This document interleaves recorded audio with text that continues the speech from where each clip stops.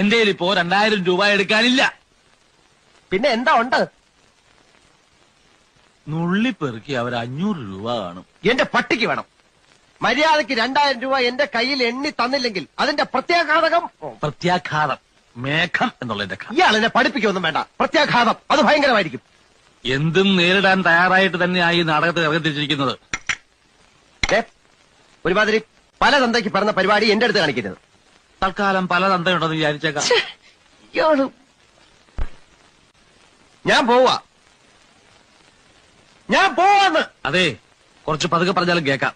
പിന്നെന്താ ഞെട്ടാത്തത്? സാധാരണ ഇത്ര നിസ്സാര കാര്യങ്ങൾക്ക് ഞാൻ ഞെട്ടാറില്ല. ഓഹോ, പിന്നെ ഞാനങ്ങനെ വെറുതെ പോകുന്നൊന്നും വിചാരിക്കണ്ട. ഈ വിവരം മുഴുവൻ ആ മൂപ്പിലാനെ കണ്ട് ധരിപ്പിച്ചിട്ടേ ഞാൻ പോവും. ഒരു ചാൻസ് കൂടെ തരാം. 250 250 ഉറപ്പിക്കുന്നോ? രണ്ടുപേരോടും കൂടെ ചോദിക്കുന്നത്. എടോ, തനിക്ക് നാണമില്ലേടോ?